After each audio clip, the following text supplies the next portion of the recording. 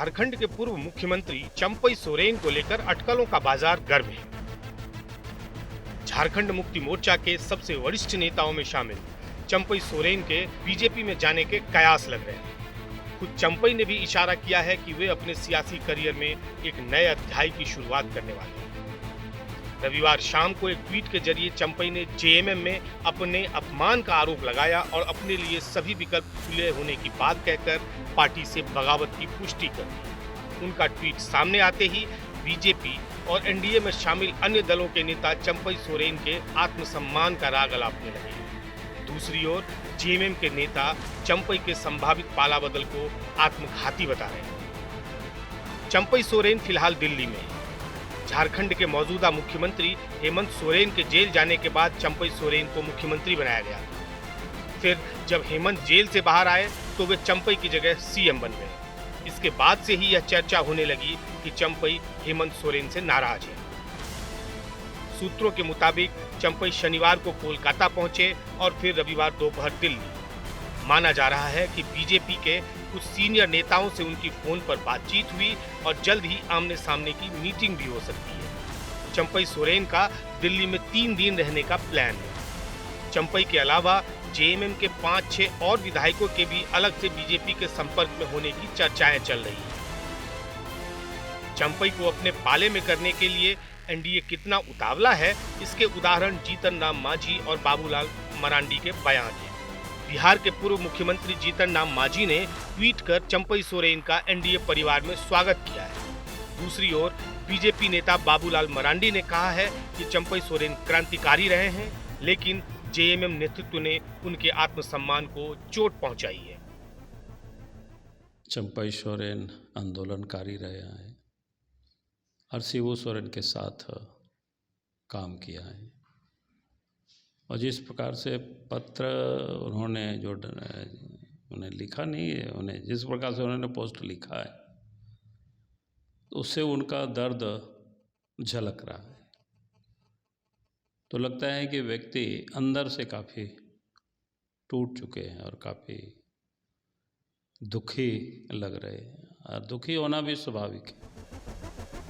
इधर जेएमएम और कांग्रेस के नेता अब ये करीब करीब मान चुके हैं कि चंपई सोरेन उनके साथ नहीं रहेंगे।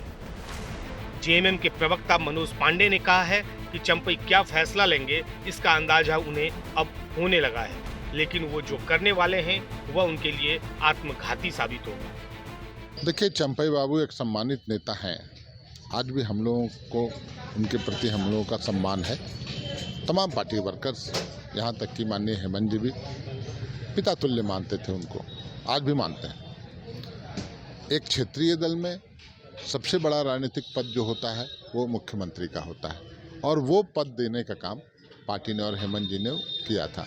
कितना विश्वास, उसके बावजूद चंपई दा ने ऐसा निर्णय लिया।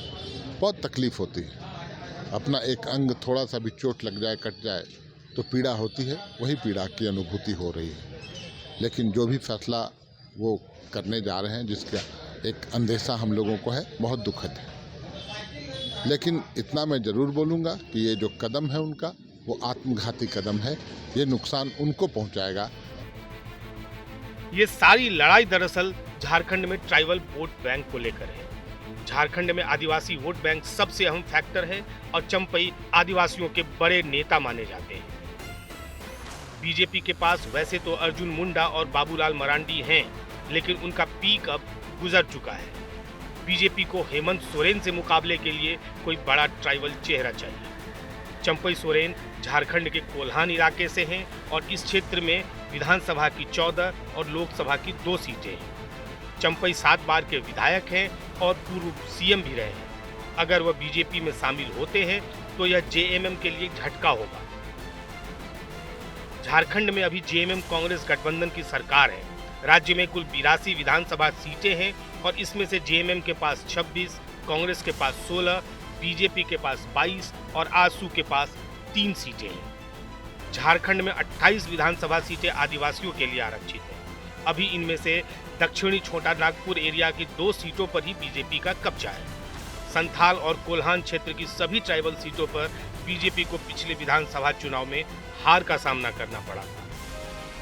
हाल ही में हुए लोकसभा चुनावों में भी जेएमएम कांग्रेस गठबंधन को ट्राइबल सीटों पर अच्छी कामयाबी मिली थी। बीजेपी ट्राइबल वोट बैंक को अपने पक्ष में करने की लगातार कोशिशें कर रही है, इसलिए वह चंपई सोरेन को अपने पाले में करने के लिए कटिबद्ध दिखती है।